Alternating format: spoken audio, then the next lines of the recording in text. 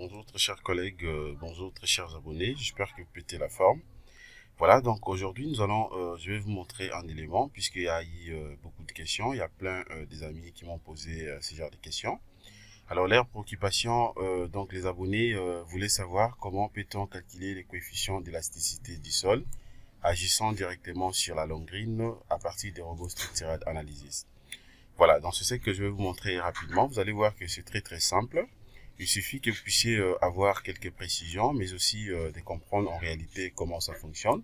Et aussi déjà avoir l'idée de la longrine que vous allez réaliser. C'est une longrine qui sera posée directement sur les sols, ou bien ça sera posé sur un soubassement qui peut être aussi, par exemple, la maçonnerie en moellon. Ça peut être aussi la maçonnerie en bloc, ou aussi peut-être un massif qui sera donc construit en béton cyclopéen. Voilà, donc c'est ce que je vais vous montrer tout à l'heure. Comment est-ce que vous pouvez faire de manière à ce que vous puissiez calculer rapidement donc le poids élastique du sol. Voilà. Alors, donc sachez-le déjà que pour directement calculer premièrement le coefficient d'élasticité du sol agissant sur la longrine dans Robot Structural Analysis, premièrement, vous êtes obligé de comprendre d'abord quelques éléments. Dès que vous savez déjà disons comment les charges, donc la charge estimée que vous allez appliquer bien sûr au niveau de la fondation, et il suffit que vous puissiez maintenant calculer justement donc la hauteur totale. C'est-à-dire la hauteur totale c'est quoi? Donc c'est la hauteur totale en réalité par rapport donc la hauteur du sous-plancher. Donc là vous allez premièrement calculer d'abord le poids du mur que vous allez multiplier par le poids de longrine et vous trouvez directement donc la valeur totale, donc le poids total. Et c'est ça que vous allez directement appliquer de manière à ce que le calcul soit fait donc exactement, correctement et sans problème. Voilà. Alors ce qu'il faut faire premièrement c'est quoi? Et cette hauteur est définie donc après avoir calculé donc le poids du mur, mais aussi le poids de la longrine. Donc c'est ce que je vais vous montrer tout à l'heure. Alors comment je vais procéder premièrement? Alors nous allons appliquer ça sur les projets que vous êtes en train de voir ici. Ça c'est un projet, c'est un bâtiment R+5. Voilà, donc c'est ce que nous allons utiliser pour appliquer directement le poids élastique du sol, calculer et puis appliquer directement. Alors je vais d'abord compléter un élément ici. Je vais mettre d'abord les appuis. Sélection de gauche vers la droite pour sélectionner directement tous les nœuds. Et je viens maintenant ici, je clique sur appui. Voilà, à partir d'ici maintenant, qu'est-ce que je fais? Je vais chercher d'abord l'appui encastré. Je prends encastré ici. Et je peux directement appliquer ici. Voilà, donc la sélection est là. Et je clique directement sur appliquer. Une fois appliqué, vous allez obtenir directement donc les appuis. Voilà, donc c'est ce que je viens de faire premièrement. Alors de deux, maintenant, qu'est-ce que je fais ici?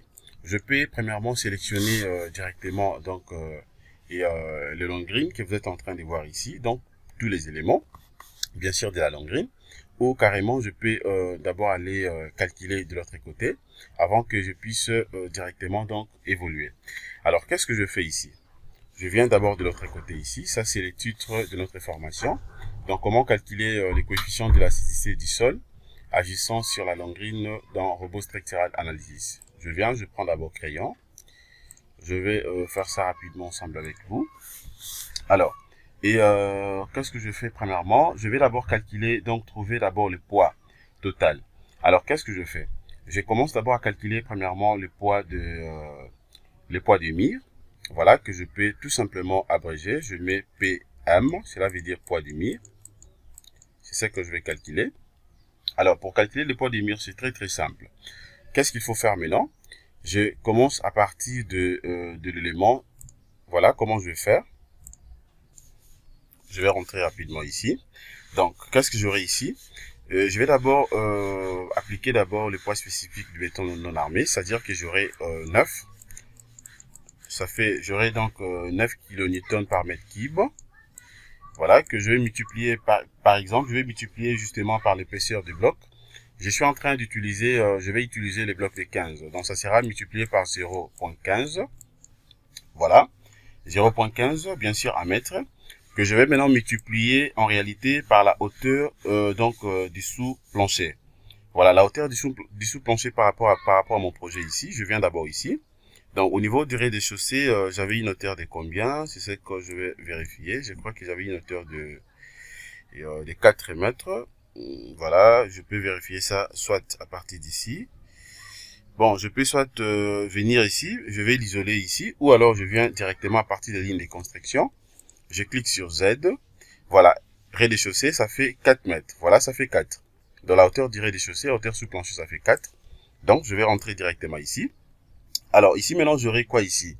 Et la hauteur du sous-plancher, ça fait 4, mais en réalité, je dois également donc enlever et déjà donc la hauteur aussi du retombé, de la poutre, bien sûr. Donc, j'aurai quoi ici? Donc, en réalité, j'aurai donc 4 mètres. Ça, c'est la hauteur du sous-plancher que je vais soustraire. Donc, ça sera maintenant moins. Et moins, justement, donc l'épaisseur de notre retombée. Alors, la poutre, on avait modélisé avec une poutre de combien? Je vérifie aussi la section des poutres. Voilà, bon, je peux venir vérifier ça ici, tout comme, bon, je viens d'abord ici, je prends édition, donc affichage, je clique sur attribut, et je vais cliquer sur désignation par couleur. Après, maintenant, qu'est-ce que je fais ici? Je vais prendre directement, bon, je prends d'abord barre, je clique sur barre, je vais cocher propriété légende par couleur. Voilà, je clique ça et puis j'applique. Une fois appliqué, vous aurez directement une petite légende qui va s'ajouter ici. Voilà, à partir d'ici, vous aurez la possibilité de voir tout ce qu'on avait utilisé comme section. Je suis au niveau de la poutre. J'ai une section de 20 x 45. Dans la hauteur, ça fait 45. Donc, je rentre directement ici. Donc, j'aurai 45 cm. Je prends ça en mètres. Donc, ça sera 0,45. Voilà, 0,45 mètres. Que je vais donc enlever directement l'épaisseur de la dalle. Dans l'épaisseur de la dalle ici, on avait utilisé une dalle de combien avec une épaisseur de combien ici. Pour la dalle, je peux même vérifier ça directement ici. Hein. Bon, tout comme je rentre, je prends ici. Épaisseur épais. Voilà, la dalle, on avait utilisé une dalle de 15 cm. Donc, je viens ici. L'épaisseur de la dalle, ça fait 15 cm. Donc, en mètres, ça sera moins 0,15 mètres. Voilà, 0,15 mètres. Voilà. Donc, déjà, les deux, ça fait combien? Je peux prendre ma calculatrice. Nous allons calculer ensemble avec vous. Et ça fait 0,30 mètres. Voilà. Et donc, ici, j'aurai 0,45. Ça sera moins l'épaisseur de la dalle, donc 0,15. Je reprends 0,45 moins 0,15. 0,45 moins 0,15. Voilà, ça fait 0,30. Donc ici, déjà, ça fait 0,30. Voilà, bien sûr, mètre. Voilà. Alors, je peux déjà donc calculer soit les tous si je vais. Donc, j'aurai quoi ici maintenant? Donc, j'aurai 4 mètres moins 0,30. Ça fait 3,70. Donc, l'ensemble ici, ça fait 3,70 mètres.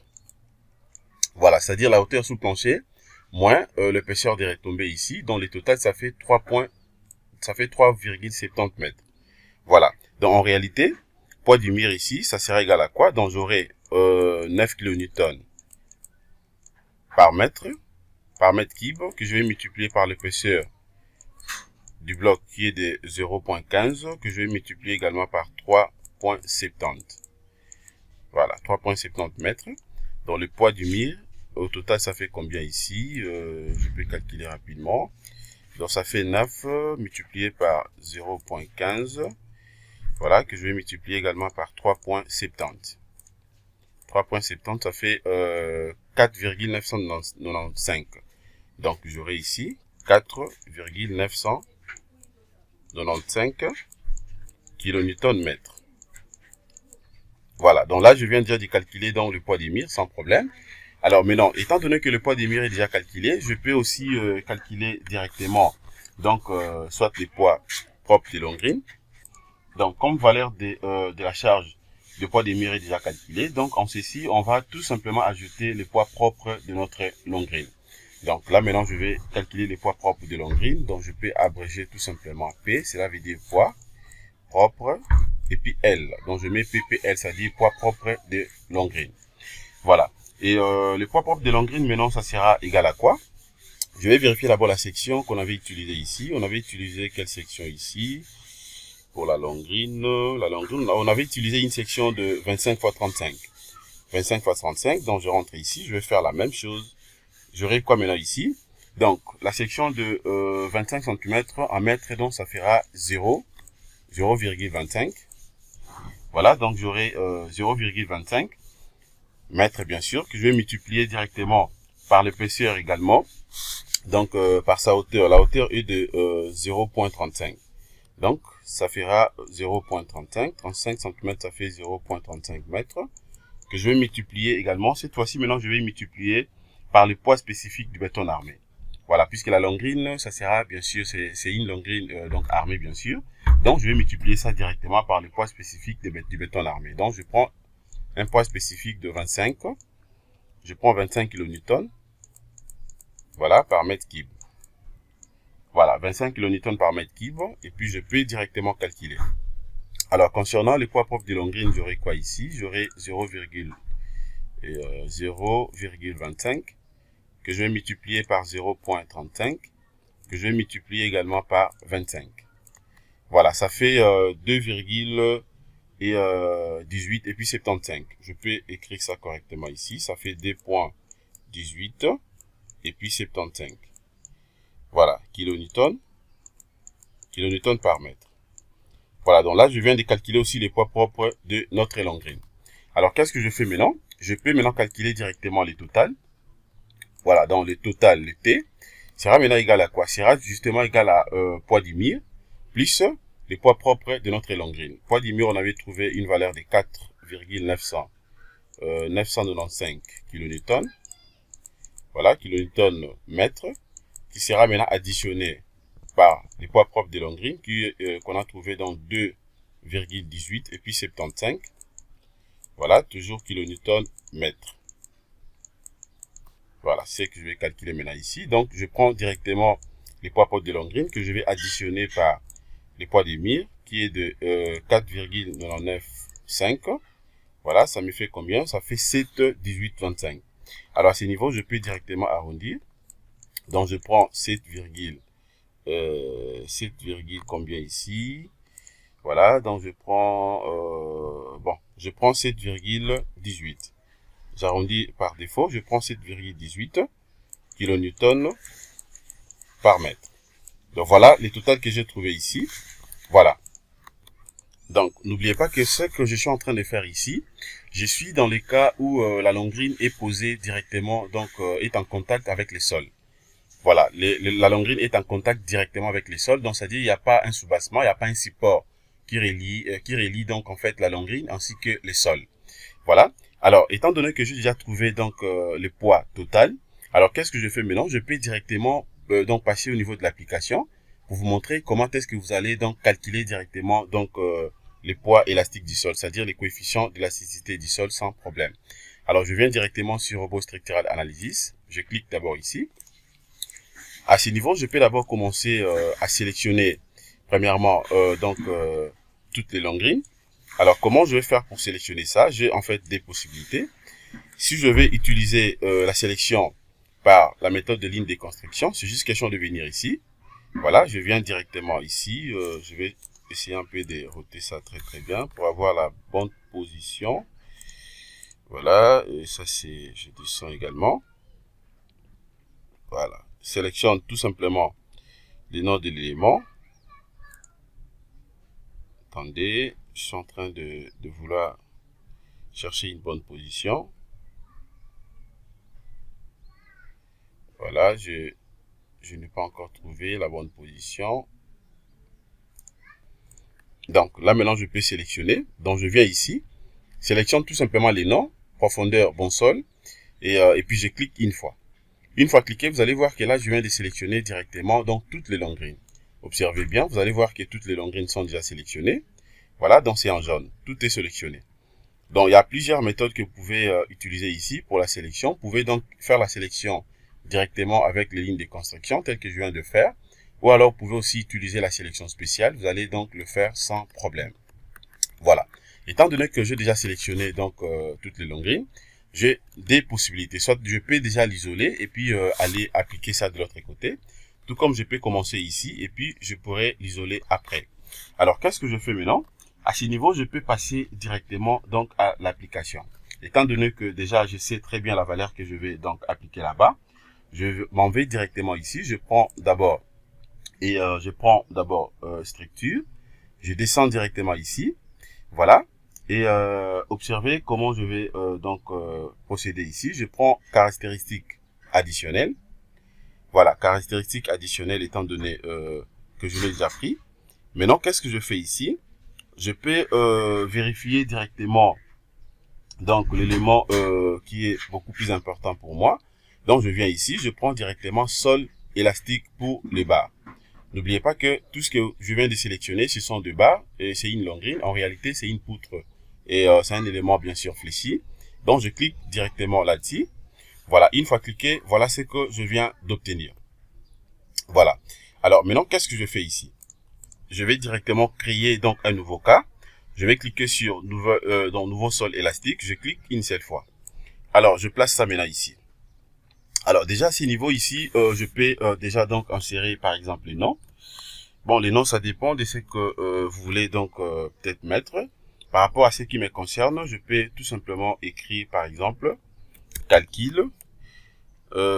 J'écris soit calcul. Voilà, calcul de coefficient. Voilà, moi j'écris ça comme ça, hein, calcul des coefficients d'élasticité. D'élasticité. Je vais arranger ça, d'élasticité. Voilà. Je peux compléter directement. Je prends donc coefficient d'élasticité du sol. Calcul des coefficients d'élasticité du sol. Voilà. Donc c'est ce que moi je vais insérer. Ou alors vous pouvez soit écrire tout ce que vous voulez. Charge d'élasticité du sol, ça dépend. Voilà. Étant donné que j'ai déjà donc défini l'élément, qu'est-ce que je fais maintenant ici? Alors vous allez observer à ce niveau ici. Observez bien le coefficient KZ ici. Vous allez voir qu'il n'y a aucune valeur ici. Pourquoi? Puisque jusqu'à présent, je n'ai pas encore calculé donc les coefficients en question. Voilà. Mais si par contre vous aviez déjà donc le coefficient que vous avez calculé déjà à la main, ou alors je sais pas, peut-être ce sont des éléments que vous avez pris au niveau peut-être des laboratoires, ou tout ce que vous avez fait comme calcul, même aussi des essais et autres. C'est juste question de prendre ça, c'est que vous allez maintenant insérer directement ici. Voilà, vous allez insérer ça ici, donc au niveau de coefficient KZ, puisque c'est les KZ qui dominent en fait les coefficients KY, ainsi que ce que vous êtes en train de voir ici. Donc c'est le coefficient KZ que nous sommes en train de calculer. Alors par rapport à mon cas, étant donné que je vais calculer les coefficients moi-même, qu'est-ce que je fais maintenant? Je viens ici, je vais cliquer directement sur coefficient d'élasticité du sol. Voilà, je clique une seule fois. Je vais patienter. Une fois cliqué, voilà ce que je viens d'obtenir. Voilà. À ce niveau, maintenant, qu'est-ce que je fais? Je vais premièrement définir d'abord. Donc, je vais d'abord définir premièrement le type du sol. Voilà, le type du sol ici. Qu'est-ce que je fais maintenant? Je viens ici. Alors, ça dépend de l'endroit où vous allez donc réaliser en fait les projets. En quelque sorte, c'est juste question d'insérer les différentes couches des sols que vous avez dans les sols en place. Alors, par rapport à mon cas ici, je suppose que je vais travailler, je suis dans un sol, je prends comme première couche du sol, je prends donc sable grave compact. Voilà, et puis deuxième, je vais prendre quoi ici? Je prends par exemple argile et limo ferme. Voilà, je prends que le D. Voilà, je prends que les D. Vous pouvez même aller au-delà, hein, je peux même ajouter, je prends également troisième, je peux prendre quoi ici? Je prends argile très ferme. Voilà. Alors ici également, je peux définir donc la profondeur ou l'épaisseur. Je me dis que l'épaisseur de l'autre côté, bon, je peux même commencer ici. Je suppose que sable grave compact, ça va du niveau 0,0 et jusqu'à 1 mètre par exemple. Voilà, jusqu'à 1 mètre. Et tandis que argile et limo ferme, ça va de -1 jusqu'à -1 jusqu'à profondeur de 2 mètres, ça dépend. Voilà, dans l'équimile, la totale, donc ça fait donc 3. Donc je descends, c'est jusqu'au -3. Voilà, ça c'est en fait les différentes couches du sol que moi j'ai définies ici. Alors, à part ça, maintenant, qu'est-ce que je fais également? Et je peux maintenant définir aussi donc le chargement estimé de la fondation. Voilà, chargement estimé de la fondation ici, ça dépend de ce que vous avez par rapport au type de au type de projet, ça dépend de vous. À ce qui me concerne ici, je vais estimer, j'estime ça à je prends une valeur de 150 kN par mètre. Voilà, c'est ce que moi j'estime ici, ça 50 kN par mètre. Tout comme vous pouvez laisser par défaut 100 par défaut. Comme ça, vous allez calculer, vous allez voir ce que robot va vous donner. Moi, j'estime ça comme ça. Et puis de deux, maintenant, je suis censé d'insérer directement maintenant donc le coefficient dans les dimensions en fait ici. Voilà comment je vais faire ça. Voilà.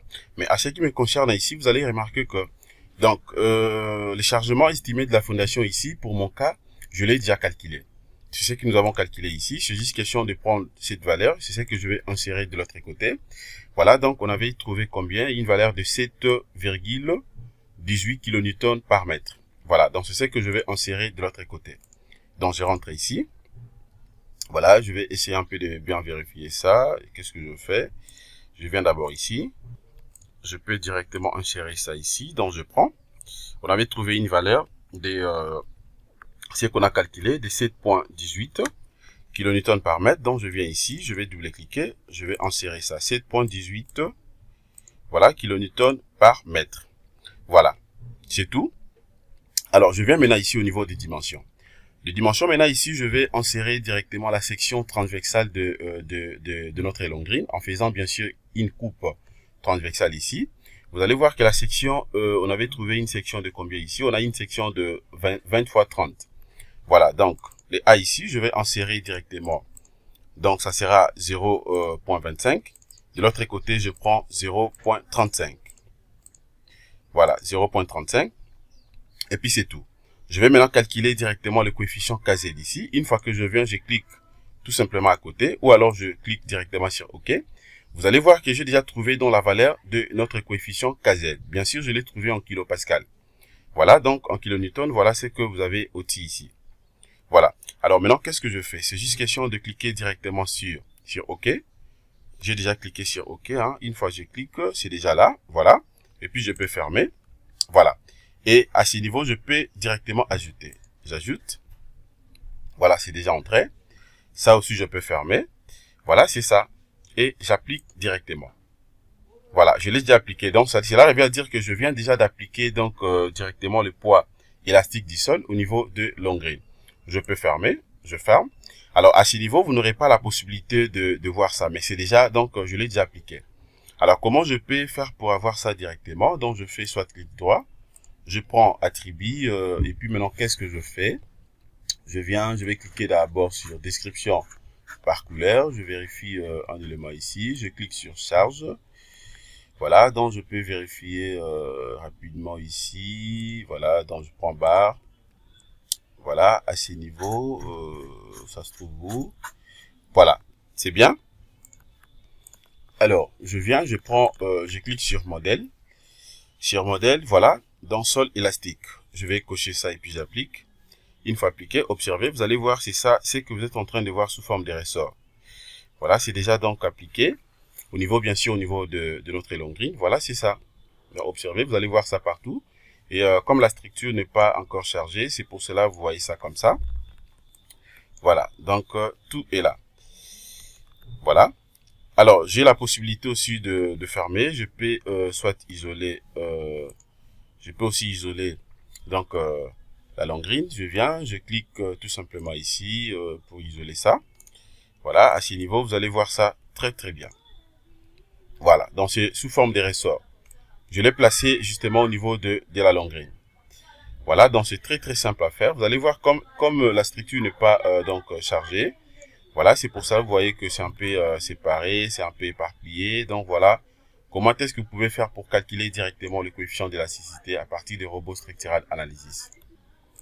Alors, à ce niveau, comme étant le bar n'était pas intersectionné, voilà, donc je peux désélectionner. Vous avez la possibilité de sélectionner donc le bar in après l'autre. Voilà. Qu'est-ce que je fais maintenant? Je vais sélectionner d'abord les tout. Je fais CTRL A. Je viens ici, je vais prendre édition et puis je clique directement sur intersection. Je vais patienter. Voilà, je clique sur intersection pour essayer un peu de couper dans le bas. Je patiente. Voilà, là maintenant, c'est bon. Observez, maintenant, vous allez voir ça très très bien. Et je peux d'abord cliquer ici, de l'autre côté. Voilà. Voilà comment ça sort. Là maintenant, c'est bon. Voilà. Donc, je peux soit rentrer aussi au niveau du projet. Je rentre ici. observez. Ici également, c'est déjà donc intersectionné. Voilà. Donc, c'est de cette façon que vous serez à mesure donc de calculer directement ces coefficients sans problème. Je vais rentrer d'abord là où j'étais, je sélectionne ça, sélectionne les tout, et puis je l'isole encore. Et je rentre maintenant ici. Voilà. Là maintenant, c'est beau à voir. Alors, ce que je viens de vous montrer justement, c'est cette façon que vous allez donc calculer les coefficients de l'élasticité du sol pour les cas des longrines qui sont à contact direct avec les sols. Mais par contre, il y a aussi des cas si par contre vous êtes en train de faire un projet et que la longrine dont vous êtes en train de dimensionner ou après modélisation de la longrine que vous allez réaliser, c'est une longrine qui ne sera pas à contact direct avec les sols.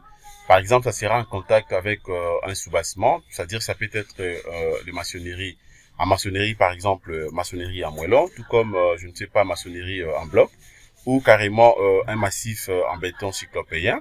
Alors là, ça ne vaut pas la peine donc d'appliquer directement les coefficients d'élasticité du sol. Puisque ici, nous sommes dans les cas où la longrine est en contact direct avec les sols. Mais par contre, si vous êtes dans les cas où la longrine n'est pas n'est pas en contact direct avec les sols, ça vaut pas la peine de calculer directement le coefficient d'élasticité du sol. Pourquoi je l'ai dit?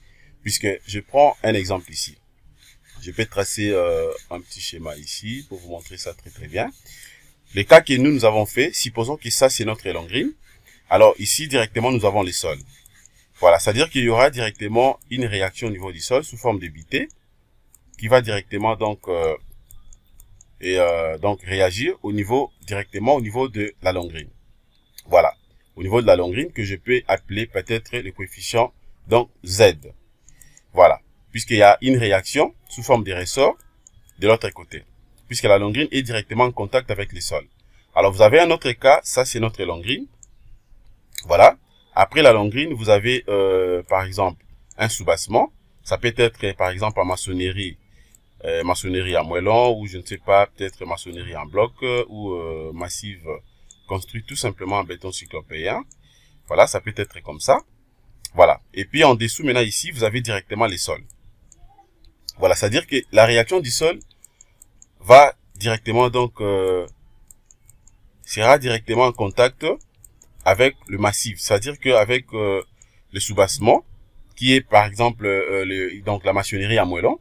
Voilà, donc dès que donc les sols réagissent, il y a directement donc ça sera directement en contact avec la maçonnerie à moellon. Cela va dire que la longrine ne sera pas vraiment ne sera pas vraiment en contact direct avec les sols. C'est-à-dire que dans ces cas, ça vaut pas la peine de calculer les coefficients KZ, le coefficient d'élasticité du sol ici, ça vaut pas la peine. Donc c'est-à-dire que là vous allez modéliser normalement, vous appliquez directement vos charges et puis vous faites la combinaison et vous dimensionnez directement. Mais pour les longrines qui sera donc en contact avec les sols, voilà la manière dont il faut procéder. Donc là il faut calculer et tenir compte du coefficient KZ, tel que nous venons de calculer ici. Vous calculez ça et puis vous allez appliquer ça directement. Voilà, donc nous sommes arrivés à la fin de notre formation d'aujourd'hui. Donc, c'est par rapport aux multiples questions que mes très chers abonnés ont posées donc sur le même cas. Voilà, merci de votre disponibilité. Passez une excellente journée. Au revoir.